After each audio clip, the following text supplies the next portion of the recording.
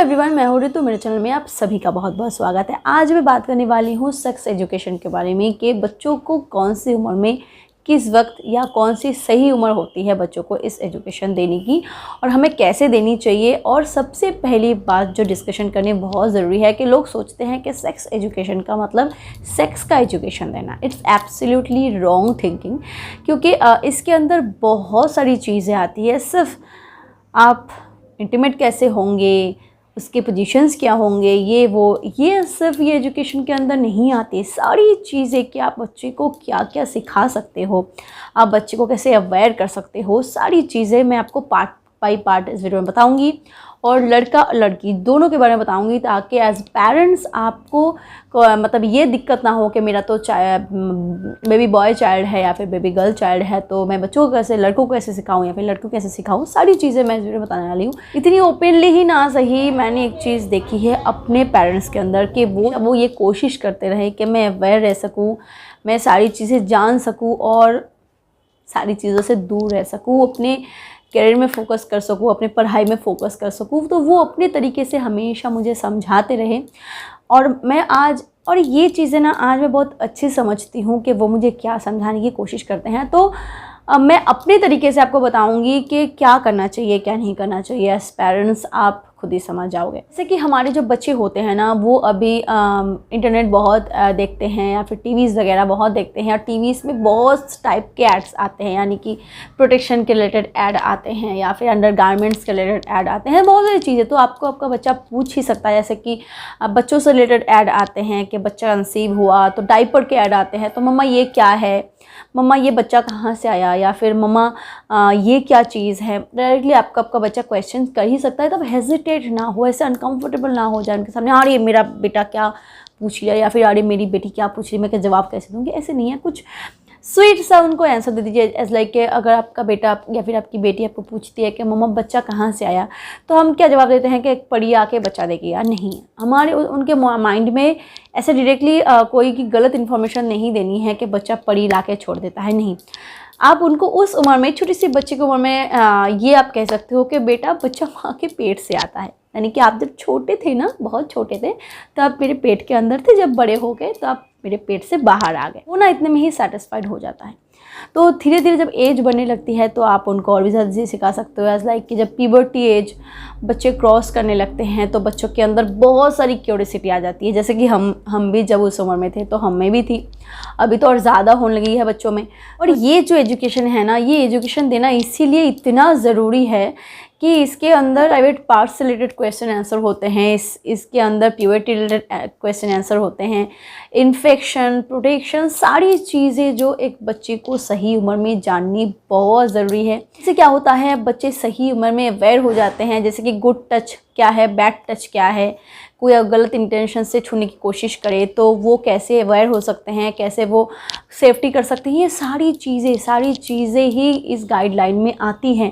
तो आप ऐसे ना सोचें कि सिर्फ इंटीमेट होने का है सिखाना ही ये एजुकेशन देना है कि अपने बच्चे को ये मैं कैसे डिस्कस करूँगी, ऐसी कोई बात नहीं होती। सारी चीज़ें आपको डिस्कस करनी ज़रूरी होती है। जैसे एक बच्चा जब 10-12 साल का हो जाता है तो एक बच्ची को, स्पेशली बच्ची को ये जानना ज़रूरी है, आपको उनको ये बताना ज़रूरी है कि पीरियड क्या है, उनके प्राइवेट पार्ट के बारे में बताना ज़रूरी है। क्योंकि 10-12 साल की जो बच्ची होती है वो जब अंडर गारमेंट्स वो यूज़ करना स्टार्ट करते हैं, स्पेशली जो ब्रा होती है वो जब वो यूज़ करना स्टार्ट करते हैं तो वो बहुत ज़्यादा अनकम्फर्टेबल होते हैं। तो वो क्या है, उन्हें क्यों पहननी ज़रूरी है, वो कैसे एज के साथ डेवलप होती है, वो सारी चीज़ें धीरे धीरे आपको उनको सिखानी चाहिए ताकि वो अनकम्फर्टेबल फील ना करें। एजिंग के साथ साथ प्यूबिक हेयर आते हैं, बॉडी हेयर आती है। जो लड़के होते हैं उनकी जो वॉइस होती है वो उनमें थोड़ी भारीपन आती है। जैसे कि उन्हें ये सिखाना बहुत ज़रूरी है कि पीरियड क्या है, पीरियड के टाइम पे कैसे प्रोटेक्शन लेनी चाहिए, पैड कैसे यूज़ किया जाता है, कैसे वो कंफर्टेबल हो सकते हैं, पैड के अलग अलग जो साइज़ेस होते हैं वो अपने कंफर्ट के हिसाब से कैसे यूज़ कर सकते हैं। सारी जो चीज़ें हैं वो 10-12 साल की उम्र से ही उन्हें सिखानी ज़रूरी है, ताकि आगे जाके वो ये ना डरे कि मैं तो मरने वाली हूँ या फिर मेरे सारे ब्लड्स निकल जाएंगे। क्योंकि मैं जानती थी कि वो फर्स्ट एक्सपीरियंस क्या है और कैसा फ़ील होता है, बहुत डर जाते हैं बच्चे। तो पहले से वो अवेयर रह सके कि इस बारे में, तो वो अच्छे से अपनी मम्मी को आके बता सके कि मम्मी हाँ ऐसी चीज़ें मेरे साथ हो रही है, क्या करनी चाहिए। तो अगर आप बच्चे को इसे अवेयर करते हो एज लाइक कि अगर जैसे गुड टच और बैड टच क्या होता है। अभी लोग इतने गंदे हो चुके हैं ना कि अपने घर के बच्चों को नहीं छोड़ते। तो चाइल्ड मतलब बहुत छोटी उम्र से ही उनके साथ बहुत गलत चीज़ें होने लगती है, होती भी है। तो सब बच्चे समझ नहीं पाते हैं कि क्या है और क्या हो रहा है। तो अगर आप गुड टच बैड टच के बारे में बताते हो, जैसे कि बेटी अगर जैसे कि प्राइवेट पार्ट एरिया हो गया या फिर चेस्ट एरिया हो गया या फिर लिप्स जो फेस एरिया है, अगर कोई आपको उस जगह पे टच करता है तो इट्स अ बैड टच। तब उस वक्त ही आपको आपके जैसे कोई भी गार्जियन हो, जैसे कोई भी हो, ये वैसे स्कूल लेवल में सिखाए जाते हैं। जैसे हमारे जो जब 6th स्टैंडर्ड में थे तो ऐसे हमारे स्कूल में सिखाए गए थे गुड टच और बैड टच क्या होता है। तो वो सिर्फ और ये एक पार्ट है। तो आप उनको समझाओ कि बेटा अगर बच्चे कोई आपको हाथ पकड़ता है, आपको सर पे कोई हाथ रखता है तो ये गुड टच है, तो आप इसे टेंशन मत करना, वो अच्छे लोग होते हैं। पर जो प्राइवेट एरिया पे टच करते हैं, जो आपके चेस्ट एरिया पे टच करते हैं या फिर जो आपके कमर एरिया में टच करने की कोशिश करते हैं या फिर जो आपके लिप्स पे, आपके फेस पे टच करते हैं, they are not good people. तो आप उनसे दूरी बना के रखना।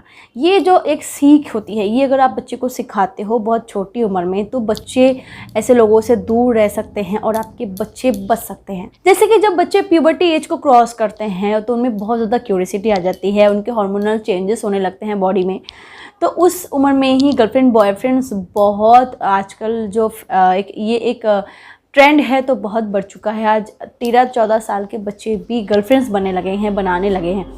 तो क्या है ना, अगर उस उम्र में ही जो प्रोटेक्शन क्या है, डिज़ीज़ क्या है, इन्फेक्शन क्या है, 16-17 साल की उम्र तक अगर बच्चे सीख जाते हैं, जान जाते हैं इस बारे में, जैसे कि आप डायरेक्टली उन्हें ना कह सको पर इतना तो आप उनके साथ डिस्कस कर सकते हो। जैसे कि वो बड़े हो चुके हैं तो आप उनसे फ्रेंडली बिहेवियर रखो।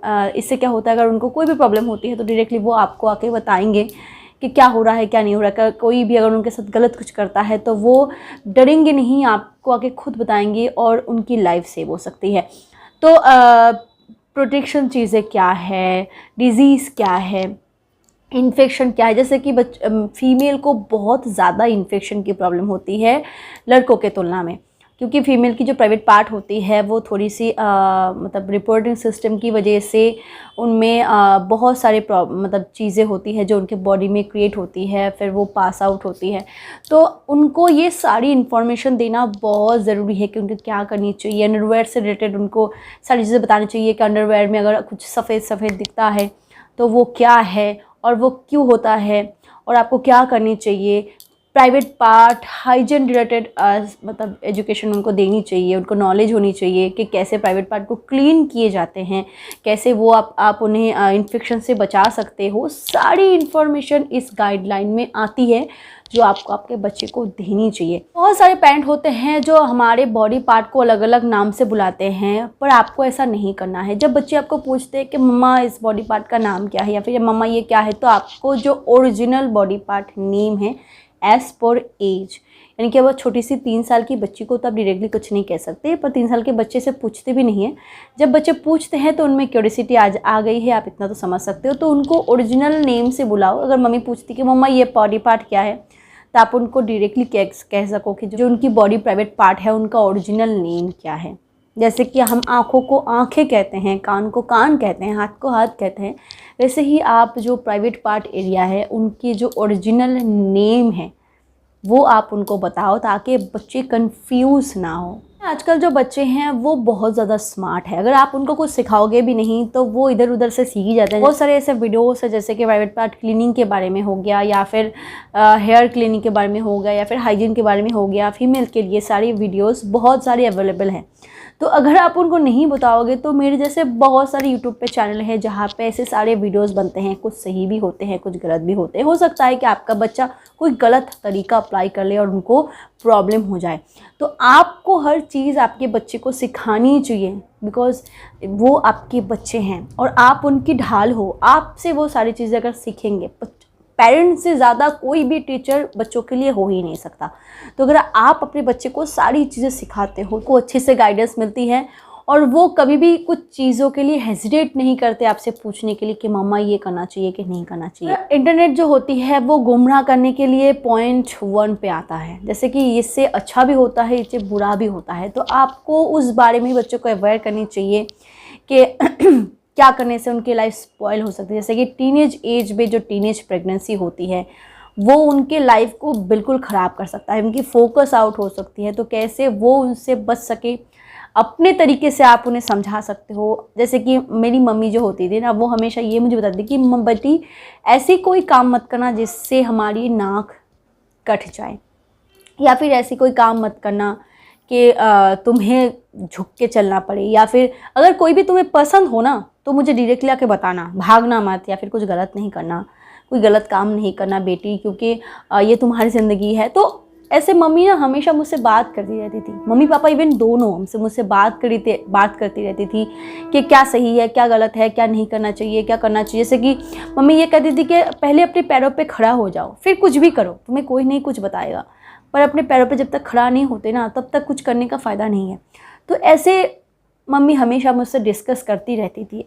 स्टार्टिंग में मुझे अभी भी अच्छे से याद है, जब मैं 6th स्टैंडर्ड की थी, 7th स्टैंडर्ड की थी, तब से ही मम्मी ने इनडायरेक्टली मुझसे इसी तरीके से फ्रेंडली तरीके से बात करना स्टार्ट किया था। तो मुझे ऐसी फील होती है ना कि हर पेरेंट्स को अपने बच्चों का सबसे बेस्ट फ्रेंड बनना चाहिए। हाँ, बच्चे हर मामले में अपने पेरेंट्स से सारी चीज़ शेयर नहीं कर सकते, वो नहीं कर सकते ये चीज़ें, पर एटलीस्ट जो ज़रूरी है, जो ज़िंदगी के लिए ज़रूरी है, जो उनके खुद के लिए ज़रूरी है, वो तो एटलीस्ट आपको आके ज़रूर बता सकते हैं। और ये सारे जो एजुकेशन है वो सेक्स एजुकेशन के अंडर ही आता है। व्यूअर्स, अगर आप पेरेंट्स हो या फिर आप पेरेंट्स बनने वाले हो, अभी भी शादी की है, या फिर फ्यूचर प्लानिंग कुछ भी हो, तो ये सारी चीज़ें आप ध्यान में रखना, बच्चों का बेस्ट फ्रेंड बनना, क्योंकि ये आपके लिए और आपके बच्चों के लिए, दोनों के लिए बहुत ज़रूरी है। व्यूअर्स, आपको ये वीडियो कैसी लगे मुझे कमेंट सेक्शन में ज़रूर बताइएगा। वीडियो पसंद आए तो थम्स अप ज़रूर दीजिएगा, क्योंकि इससे हमें मोटिवेशन मिलती है और कुछ नहीं। Thank you so much for watching my video. Keep watching and keep healthy.